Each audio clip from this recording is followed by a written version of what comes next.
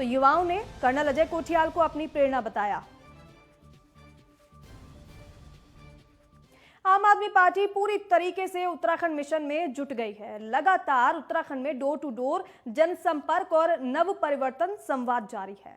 आप प्रवक्ता और उमा सिसोदिया ने जानकारी ये दी है कि वर्चुअल रैली और वर्चुअल संवाद में आम आदमी पार्टी सबसे आगे है।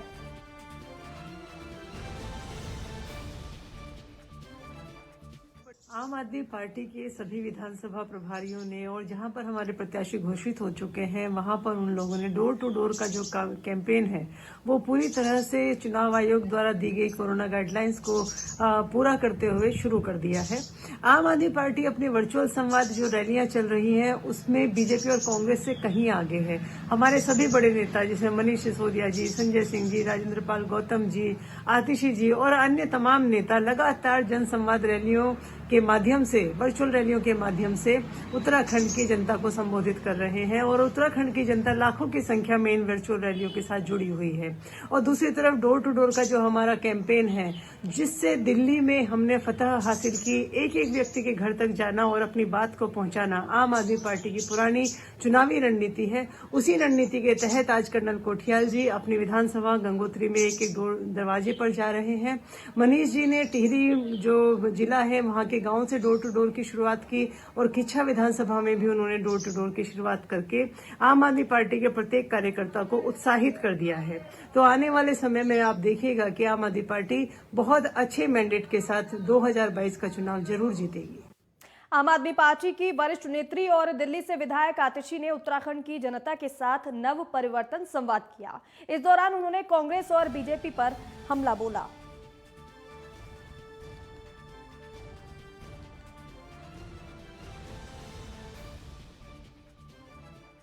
तो संवाद में आतिशी ने तमाम बातों का जिक्र किया और साथ ही दिल्ली का रोल मॉडल भी बताया और ये मॉडल भी बताया कि क्या विकास दिल्ली में किया गया है और आप मौका देंगे तो ऐसा ही विकास उत्तराखंड में भी किया जाएगा। लेकिन इस दौरान कांग्रेस और बीजेपी पर भी आतिशी ने निशाना साधा। हरिद्वार से विशाल भंडारी हैं। उन्होंने कहा है कि आप लोगों ने सरकार बनने के कुछ समय बाद ही 1 लाख युवाओं को 6 महीने के अंदर 1 लाख युवाओं को रोजगार देने का वादा किया है। इतने रोजगार जनरेट कहां से होंगे? विशाल जी, 5 साल में दिल्ली में हमने लाखों नौकरियां जनरेट करी हैं। क्यों? इसलिए लाखों नौकरियां जनरेट हुई क्योंकि सरकार की पॉलिसीज से, सरकार की अरविंद केजरीवाल जी की पॉलिसीज से दिल्ली की इकोनॉमी बढ़ी है। आप उत्तराखंड के राज्य को देखिए। उत्तराखंड में आप देखिए कि चाहे आप नेचुरल रिसोर्सेज देखिए, चाहे आप टूरिज्म का पोटेंशियल देखिए, उत्तराखंड में बहुत आगे बढ़ने की संभावना है। लेकिन आज तक के नेताओं ने कभी उत्तराखंड के भविष्य के बारे में नहीं सोचा, सिर्फ अपने भविष्य के बारे में सोचा। उत्तराखंड में अगर टूरिज्म सेक्टर को बेहतर डेवलप किया जा सकता है तो मेरा तो ये मानना है कि कुछ सालों में लाखों नौकरियां सिर्फ और सिर्फ टूरिज्म के सेक्टर से निकल आएंगी। उत्तराखंड में जब हम हेल्थ केयर सर्विसेज को हर गांव तक पहुंचाते हैं, हर कस्बे तक पहुंचाते हैं, तो हर गांव में हम डॉक्टर रखेंगे, हर गांव में हम नर्स रखेंगे, हर गांव में हम हेल्थ केयर प्रोफेशनल रखेंगे। जब हम उत्तराखंड के सरकारी स्कूलों को बेहतर करेंगे तो टीचरों की भर्ती होगी, आंगनबाड़ी वर्कर्स की भर्ती होगी। तो जब एक सरकार विकास के रास्ते पे चलती है तो फिर चाहे शिक्षा का क्षेत्र हो, चाहे स्वास्थ्य का क्षेत्र हो, चाहे टूरिज्म का सेक्टर हो, चाहे बिजली का सेक्टर हो। उत्तराखंड एक पावर सरप्लस स्टेट है, लेकिन हम अपने बिजली को ठीक से मैनेज नहीं कर पाए तो हम और राज्यों को बिजली बेचते हैं, लेकिन हमारे खुद के लोगों के पास बिजली नहीं है। तो पावर सेक्टर एक बहुत इंपॉर्टेंट सेक्टर है जिसको बढ़ाने की जरूरत है और जहां पे रोजगार निकलेंगे। जैसा मैंने कहा कि अगर एक सरकार में चीजों को ठीक करने की नीयत हो तो सरकारें रास्ते निकाल सकती हैं। आज तक कांग्रेस और भाजपा में सिर्फ अपनी जेब भरने की नीयत थी तो वो उन्होंने अपनी जेब भरी है। आम आदमी पार्टी की सरकार जनता की सेवा करेगी, चाहे नौकरियां देनी हो, चाहे स्कूल ठीक करने हो, चाहे अस्पताल करने हो। तो आतिशी को आपने सुना, उन्होंने साफ तौर पर ये कहा है कि आप मौका देंगे तो काम हमारी तरफ से तमाम किए जाएंगे। साफ तौर पर रोजगार पर सबसे ज्यादा फोकस रहा। अब आगे बढ़ेंगे, अगली खबर का रुख करेंगे। कर्नल कोटनाला के नेतृत्व में आम आदमी पार्टी ने 70 विधानसभाओं में भूतपूर्व सैनिक प्रकोष्ठ का गठन किया और हर विधानसभा से 35 से 50 पूर्व सैनिक आम आदमी पार्टी के भूतपूर्व सैनिक प्रकोष्ठ में शामिल हुए।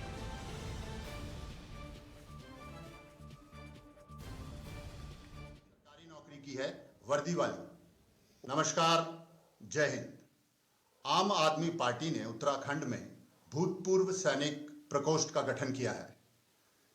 इसका मकसद सभी एक्स सर्विसमैन, जिसकी डेफिनेशन हमने बनाई है कि जिन्होंने भी सेंट्रल गवर्नमेंट की या सरकारी नौकरी की है वर्दी वाली, उनको एक्स सर्विसमैन माना जाएगा। Army, navy, air force, BSF, CRP, SSB, CISF, coast guard, Uttarakhand police, इस प्रकार की जितनी भी सर्विसेज हैं, उनके जितने भी भूतपूर्व सैनिक हैं, उनको इस प्रकोष्ठ में शामिल किया जाएगा। इसके अलावा भूतपूर्व सैनिक प्रकोष्ठ में वीर नारियों को भी शामिल किया जाएगा। अगर आप लोगों को याद होगा, जब श्री केजरीवाल जी देहरादून आए थे तो उन्होंने रैली में एक बहुत बड़ी घोषणा की थी, जिसमें उन्होंने कहा था कि कोई भी सर्विसमैन जो शहीद होता है उसके परिवारजनों को 1 करोड़ रुपए की राशि मिलेगी। मेरे ख्याल ये बहुत ही एक अच्छी घोषणा की गई है, जिससे कि सैनिकों का और भूतपूर्व सैनिकों का सम्मान और मनोबल बढ़ेगा। और मसूरी में आप पार्टी के नेता और धनौल्टी विधानसभा के आप प्रभारी अमिंदर बिष्ट ने मसूरी में पत्रकारों से वार्ता करते हुए कहा है कि 21 साल उत्तराखंड में कांग्रेस और बीजेपी ने बारी बारी राज किया, लेकिन उत्तराखंड के विकास के लिए कुछ भी नहीं किया गया। उन्होंने कहा कि उत्तराखंड की जनता के सामने तीसरे विकल्प के रूप में आम आदमी पार्टी आई है, जिसको प्रदेश की जनता पहले स्थान पर देख रही है। उन्होंने कहा कि आम आदमी पार्टी के संयोजक और दिल्ली के मुख्यमंत्री अरविंद केजरीवाल ने दिल्ली के मॉडल पर उत्तराखंड के विकास को लेकर कई घोषणाएं की हैं। 5 साल उनके पूरे हो गए हैं और एक जवाबदेही बनती है एक जनप्रतिनिधि की, तो उनको ये बताना चाहिए कि धनोल्टी में उन्होंने कौन सा नया विद्यालय खुलवाया पिछले 5 साल में। उनको ये जवाब देना चाहिए कि धनोल्टी में कौन सा नया स्वास्थ्य का केंद्र खुला। उनको ये जवाब देना चाहिए कि स्वास्थ्य का केंद्र कौन सा अपडेट हुआ। उनको ये जवाब देना चाहिए कि जो पिछली सरकारों के समय से जो लंबित पड़ी हुई जो सड़कें हैं, उनको आगे कितना बढ़ा पाई। तो ये बहुत सारे सवाल हैं जिनको लेकर के उनको जवाब देना चाहिए था। और अल्मोड़ा मेडिकल कॉलेज के जल्द शुरू होने की उम्मीद जग चुकी है, क्योंकि मेडिकल काउंसिल ऑफ इंडिया की टीम ने आज अल्मोड़ा मेडिकल कॉलेज और उससे संबंधित बेस्ड चिकित्सालय का निरीक्षण किया। निरीक्षण के दौरान एनएमसी की टीम ने फैकल्टी, हॉस्पिटल समेत अन्य व्यवस्थाओं का भी जायजा लिया। और वहीं मेडिकल कॉलेज के प्राचार्य डॉक्टर सीपी भैसोड़ा ने कहा कि अभी तक के निरीक्षण में एनएमसी की टीम काफी संतुष्ट दिखाई दे रही है, लेकिन एनएमसी की फाइनल रिपोर्ट आने के बाद ही मेडिकल कॉलेज के शुरू होने पर कुछ कहा जा सकता है। आपको बता दें कि इससे पहले भी एनएमसी की टीम कई बार मेडिकल कॉलेज का निरीक्षण कर चुकी है, लेकिन मानक पूरे नहीं होने के चलते मेडिकल कॉलेज को हरी झंडी नहीं मिल पाई।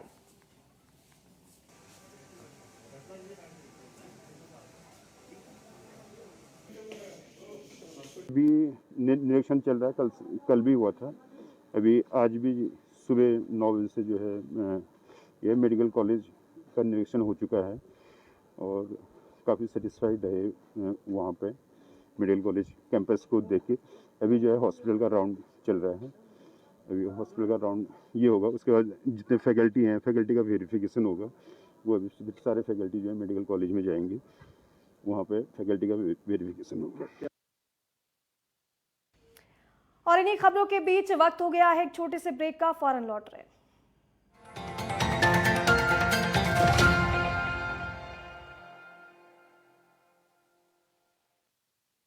क्या आप दुबले पतले कमजोर हैं? आपकी सेहत नहीं बनती, भूख कम लगती है, वजन नहीं बढ़ता? दरअसल मेन बात खाना पीना खाना नहीं है, मेन बात है खाया पिया लगना। और अगर खाया पिया लगेगा ही नहीं तो सेहत बनेगी कैसे? इसलिए हमारी संस्था सन्यासी आयुर्वेदा ने एक ऐसी दवा बनाई है जो कि आपके पाचन तंत्र को, आपके लीवर सिस्टम को ठीक करने का काम करती है, ताकि आप जो भी खाएं उसका पूरे का पूरा निचोड़ आपके शरीर को लगे, आपकी भूख बढ़े, खाया पिया सही से लगे, नया खून बने, हड्डियों में जान आए, वजन बढ़े, ताकत बढ़े, चेहरे पर नूर आए और आप मोटे तगड़े खूबसूरत पर्सनैलिटी के मालिक बन जाए। यह दवा पूरी तरह से आयुर्वेदिक होती है। इसका शरीर पर कोई भी साइड इफेक्ट, कोई भी नुकसान या दुष्प्रभाव नहीं होता। लड़के लड़कियां दोनों इसका इस्तेमाल कर सकते हैं और पहले 15 दिन के अंदर ही आपको इसका असर महसूस हो जाएगा। सिर्फ 699 रुपए की पूरे 1 महीने की दवा होती है और आप इसे घर बैठे 01145454545 पर फोन करके दवा मंगवा सकते हैं। जब पशुओं को मिलेगा प्यार और मिल्कोमोर पशु आहार तो दूध बहेगा, मुनाफा बढ़ेगा। मिल्कोमोर पशु आहार। सब कुछ आजमाया और तब मैंने माना कि सिर्फ सच्ची सहेली ही है महिलाओं के उन मुश्किल दिनों की हर समस्या, जैसे कठिन दर्द, अनियमितता, खून की कमी, थकान व कमजोरी जैसी सभी प्रॉब्लम्स के लिए नंबर 1 औषधि एवं टॉनिक। पंजाब की खुशबू से महकेगा।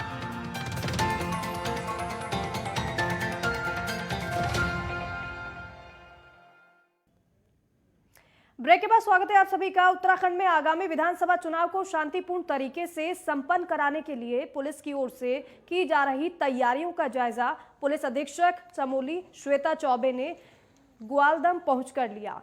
इस दौरान पुलिस अधीक्षक ने कहा कि जिला बॉर्डर पर बनाए गए बैरियर का निरीक्षण भी किया गया और चेक पोस्ट पर हर आने जाने वाले वाहनों की सघन चेकिंग के निर्देश पुलिस को दिए हैं। वहीं पुलिस अधीक्षक श्वेता चौबे ने बैरियर्स के निरीक्षण के बाद ग्वालदम पुलिस चौकी समेत थराली थाने का भी औचक निरीक्षण किया। चुनाव के दृष्टिगत पूरे चमोली जनपद में 7 अंतर जनपदीय बैरियर स्थापित किए गए हैं। थराली थाना क्षेत्र अंतर्गत हमारा एक प्रमुख बैरियर जो है वो ग्वालदम में है। प्रॉपर हमारी यहाँ पे टीम तैनात की गई है, एफएसटी की भी टीम है और लगातार जो है उनके द्वारा जो भी वाहन हैं उनकी चेकिंग की जा रही है। इन्हें प्रॉपर दिशा निर्देश भी दिए हैं कि चुनाव के परिप्रेक्ष्य में सभी वाहनों की थरली चेकिंग की जाए और इसके अतिरिक्त यहाँ पे सीसीटीवी कैमरा भी लगा दिया गया ताकि यहाँ पे प्रॉपर बैरियर पे मॉनिटरिंग रहे। और चुनाव को लेकर दिनेशपुर में पुलिस प्रशासन पूरी तरह से मुस्तैद दिखाई दे रहा है और इसी को लेकर दिनेशपुर में बीएसएफ और पुलिस ने मिलकर पूरे शहर में फ्लैग मार्च निकाला और इस दौरान लोगों को आचार संहिता, कोरोना गाइडलाइन समेत मतदान के लिए जागरूक किया गया। इस दौरान पुलिस क्षेत्राधिकारी अमित कुमार ने लोगों से क्षेत्र में शांति व्यवस्था कायम बनाए रखने की अपील करते हुए असामाजिक तत्वों को आगाह करते हुए कहा है कि पुलिस प्रशासन आदर्श चुनाव आचार संहिता का उल्लंघन या किसी भी प्रकार की अनियमितता बर्दाश्त नहीं करेगा।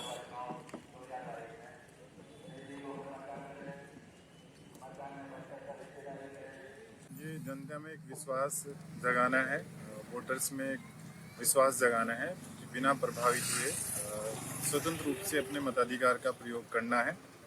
यदि आपको कोई प्रभावित करने का प्रयास करता है, कोई प्रलोभन, कोई लालच देने का प्रयास करता है, तत्काल उसकी सूचना पुलिस प्रशासन को दें, उसमें कार्रवाई की जाएगी। इसके थ्रू यही मैसेज देने का प्रयास है। और पौड़ी जिले में चुनाव ड्यूटी के लिए पहुंचे 30 बीएसएफ जवानों की कोरोना रिपोर्ट पॉजिटिव आई है, जबकि अन्य जवानों की आरटीपीसीआर सैंपल रिपोर्ट आना अभी बाकी है, जिनमें से अधिकतर जवानों में सर्दी खांसी के लक्षण भी फिलहाल नजर आने लगे हैं, जो कि जिला प्रशासन और पुलिस प्रशासन की चिंता को अब बढ़ा रहे हैं।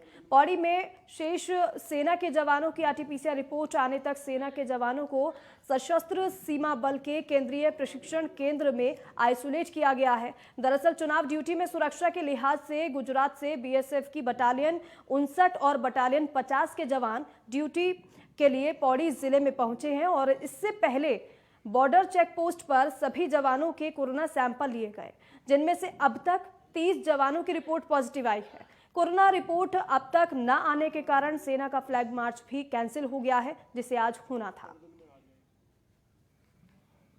देखिए, हमको निर्वाचन को सकुशल संपन्न कराने के लिए सीएपीएफ के 2 कंपनियां, 2 बीएसएफ की कंपनियां मिली थी और एक कंपनी हमने कोटद्वार में और एक कंपनी पौड़ी में व्यवस्थित करी है। तो कोटद्वार में जब उनकी सैंपलिंग कराई गई तो उसमें से 30 लोग कोरोना पॉजिटिव निकले हैं। उनको वही 3 मंजिली बिल्डिंग में सबसे ऊपर आइसोलेट कर दिया गया है और जो पौड़ी की हमारी कंपनी है उसके RT-PCR किए गए हैं, उसके भी रिजल्ट नहीं आए हैं। और सितारगंज में लगातार कोरोना संक्रमितों की संख्या बढ़ रही है। स्वास्थ्य विभाग के मुख्य चिकित्सा अधिकारी डॉक्टर राजेश आर्य ने कहा है कि कोरोना की तीसरी लहर में सितारगंज क्षेत्र में 15 दिसंबर से लेकर अब तक कुल 122 लोग संक्रमित हो चुके हैं, जिसमें 104 एक्टिव केस बताए जा रहे हैं। 4 कंटेनमेंट जोन बनाए गए हैं। एक हफ्ते के भीतर GS कॉन्वेंट के 55 बच्चे और ग्रीनवुड पब्लिक स्कूल के 21 बच्चे संक्रमित पाए गए हैं। उनको होम क्वारंटीन किया गया है। तीसरी लहर कह रहे हैं, थर्ड वेव, तो इसमें हमारे 15 दिसंबर से और अब तक लगभग 122 लोग संक्रमित हो चुके हैं, जिसमें कि 104 करीब हमारे एक्टिव केस हैं और वर्तमान में 4 हमारी कंटेनमेंट जोन चल रही हैं।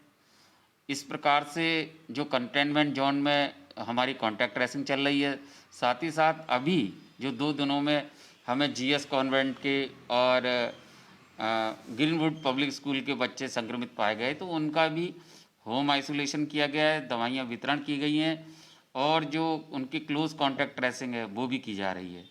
वर्तमान में हम सितारगंज क्षेत्र की जनता से यही अपील करेंगे कि मास्क लगाएं, हैंड वॉशिंग करें।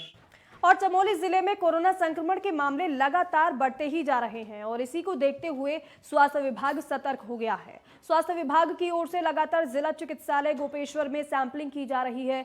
वहीं बाहर से आने वाले लोगों पर भी नजर रखी जा रही है। पिछले 10 दिनों में चमोली जिले में 180 लोगों की रिपोर्ट पॉजिटिव आई है, जिसमें से कुछ लोग सही होकर घर वापस भी चले गए हैं। हालांकि अभी भी जिले में 170 एक्टिव केस हैं। सभी को होम आइसोलेट किया गया है।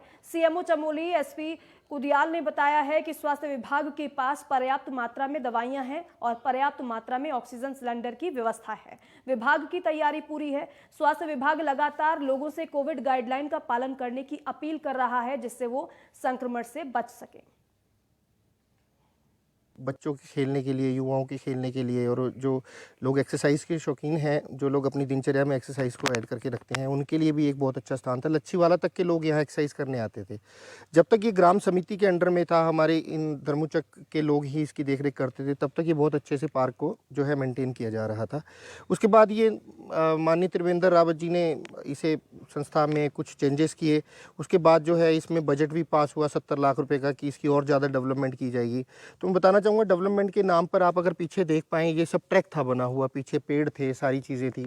आज की डेट में पेड़ों की कोई देखरेख नहीं हो रही है। जो ट्रैक बनाए हुए थे वो उखाड़ दिए गए हैं। इस जगह को हमने एक खेलने लायक और टहलने लायक बनाया, जिसमें बाबा साहब की मूर्ति स्थापित की।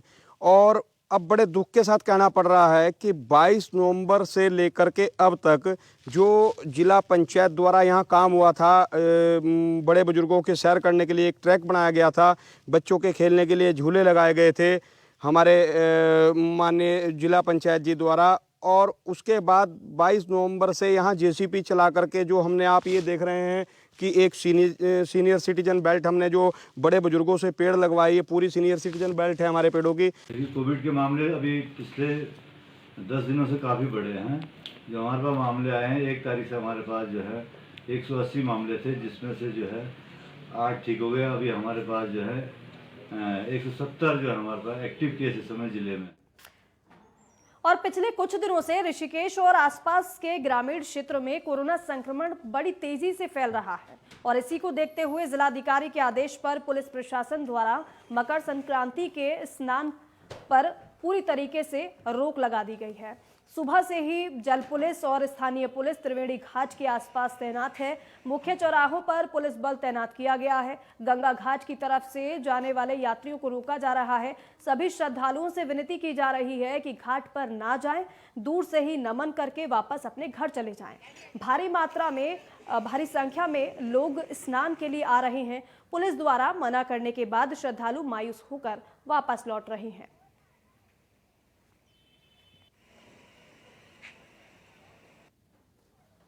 त्रिवेणी घाट चौकी इंचार्ज हूँ। ये कि कोरोना महामारी के बढ़ते प्रकोप के कारण शासन द्वारा त्रिवेणी घाट पर मकर संक्रांति का स्नान को प्रतिबंध किया गया है, जिससे आम जनता से अपील की जा रही है कि वो आज त्रिवेणी घाट पर नहाने की कोशिश न करें और अपने घर पर जाकर पूजा पाठ करें और सुरक्षित रहें। मैं राहुल शर्मा, कार्यकारी अध्यक्ष श्री गंगा सभा ऋषिकेश। आज जो है जैसे वो कोविड नियमों का पालन करते हुए जिलाधिकारी महोदय के आदेश आए थे। जिलाधिकारी महोदय के आदेश के अनुसार आज ये था कि भाई त्रिवेणी घाट पे किसी भी प्रकार का स्नान नहीं होएगा और बाहर से आने वाले यात्रियों चाहे स्थानीय नागरिक हो, उनके लिए जो त्रिवेणी घाट को पूर्णतः जो प्रतिबंधित रखा गया था। आज ही हम लोग उत्तराखंड जल पुलिस से हैं और जो है आज हमारे को निर्देशित किया था कि यहाँ पर स्नान आज नहीं होगा क्योंकि भीड़ काफ़ी हो जाती है। इस कारण जो है यहाँ पर जो है बंद किया गया है, तो स्नान नहीं हो रहा है आज यहाँ पर कई लोग आए भी नहीं है। जो आ रहे हैं तो उन्हें हमारा जिला पुलिस चारों तरफ से बंद कर रखा है यहाँ पर, तो उनको समझाकर घर भेज रहे हैं और लोग दूर से ही नमस्कार करके जा रहे हैं गंगा मैया को, और लोग कोविड का पालन भी कर रहे हैं, इधर नहीं आ रहे हैं लोग नदी की। और भारी मात्रा में मकर संक्रांति के दिन लोग जो है त्रिवेणी घाट पर स्नान करने के लिए आते हैं और आज हम त्रिवेणी घाट पर खड़े हुए हैं और आज मकर संक्रांति है। जिलाधिकारी महोदय द्वारा कोरोना संक्रमण को देखते हुए आज मकर संक्रांति के स्नान पर रोक लगाई हुई है और आप इधर देख सकते हैं घाट पर जो है पुलिस फोर्स तैनात की गई है और स्नान पर रोक लगी हुई है। चप्पे चप्पे पे पुलिस और जल पुलिस के जवान तैनात हैं और जो लोग यहाँ पर यात्री स्नान करने के लिए आ रहे हैं उनको रोका जा रहा है कि कोविड के नियमों के चलते जो है स्नान पर प्रतिबंध लगाया हुआ है। और आप यहाँ देख सकते हैं जल पुलिस भी तैनात है और स्थानीय पुलिस भी तैनात है और हमारे साथ यहाँ चौकी इंचार्ज त्रिवेणी घाट खड़े हुए हैं, उनसे मालूम करते हैं उनका क्या कहना है। सर, आपका नाम क्या है और आज क्या प्रतिबंध लगाया गया है? मैं त्रिवेणी घाट चौकी इंचार्ज हूँ। कोरोना के बढ़ते प्रकोप को देखते हुए शासन द्वारा मकर संक्रांति के स्नान को त्रिवेणी घाट पर प्रतिबंध किया गया है, जिस कारण से आम जनता से अपील की जा रही है कि वो त्रिवेणी घाट पर स्नान न करें और घर पर रहकर ही पूजा पाठ करें और सुरक्षित रहें। तो आपने देखा इनका कहना चौकी इंचार्ज महोदय का कि जिलाधिकारी महोदय के आदेश पर जो है मकर संक्रांति के स्नान पर रोक लगाई गई है और त्रिवेणी घाट पर भारी पुलिस बल तैनात किया गया है ताकि लोगों को स्नान करने से रोका जा सके और लोगों को कोरोना वायरस से बचाया जा सके। कैमरा पर्सन के साथ नीरज गोयल, नेटवर्क 10 ऋषिकेश।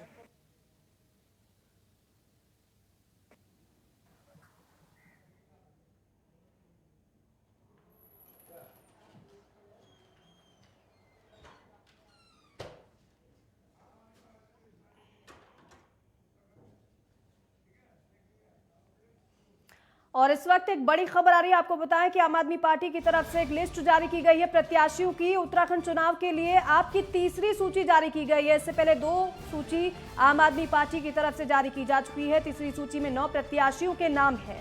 तो उत्तराखंड चुनाव के लिए आपकी अब तीसरी सूची वो भी जारी कर दी गई है। इससे पहले 2 सूची जारी की गई। गंगोत्री से अजय कोठियाल को प्रत्याशी बनाया गया आम आदमी पार्टी की तरफ से और अब तीसरी सूची में 9 प्रत्याशियों के नाम है। तो बड़ी खबर आपको बता रहे हैं, अब हर एक पार्टी अब प्रत्याशियों के नामों की लिस्ट जारी कर रही है। इसी कड़ी में सबसे पहले आम आदमी पार्टी की तरफ से उत्तराखंड में लिस्ट जारी की गई। सबसे पहले 2 सूची जारी की गई, उसके बाद अब तीसरी सूची भी आम आदमी पार्टी की तरफ से जारी की गई और उस तीसरी सूची में 9 प्रत्याशियों के नाम हैं। तो बड़ी खबर आपको बता रहे हैं, उत्तराखंड चुनाव के लिए आम आदमी पार्टी की तीसरी सूची भी अब जारी की जा चुकी है। तो ये लिस्ट आपको दिखा रहे हैं, हम नाम भी बता देते हैं। देवप्रयाग से उत्तम भंडारी को टिकट दिया है आम आदमी पार्टी ने। सहसपुर से भरत सिंह को प्रत्याशी बनाया है आम आदमी पार्टी ने और इसके अलावा मसूरी से श्याम बोरा को टिकट दिया गया है आम आदमी पार्टी की तरफ से।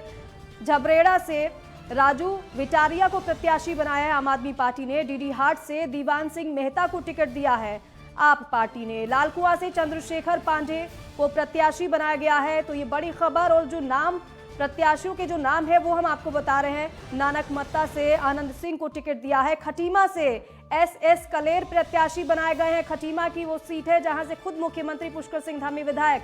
देवप्रयाग से उत्तम भंडारी को टिकट दिया गया है आप पार्टी की तरफ से। तो कुल मिलाकर ये तीसरी सूची जारी की गई आम आदमी पार्टी की तरफ से। इस तीसरी सूची में 9 नाम हैं, 9 प्रत्याशियों के नाम वो हम आपको बता रहे हैं। झबरेड़ा से राजू विटारिया को प्रत्याशी आम आदमी पार्टी ने घोषित किया है। डीडी हाट से दीवान सिंह मेहता को टिकट दिया गया है। लालकुआं से चंद्रशेखर पांडे प्रत्याशी बनाए गए हैं।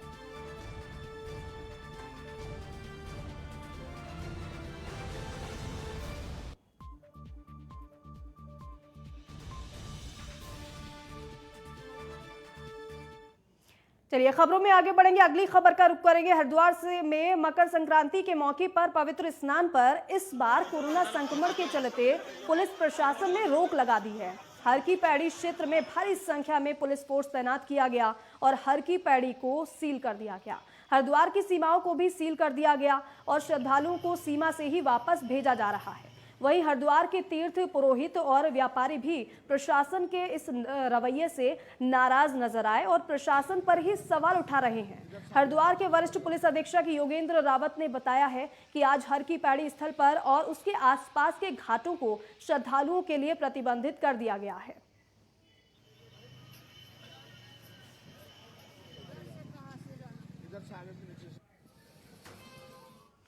और इसी खबर के साथ ही फिलहाल इस बुलेटिन में बस इतना ही। आप देखते रहिए नेटवर्क 10। जय हिंद।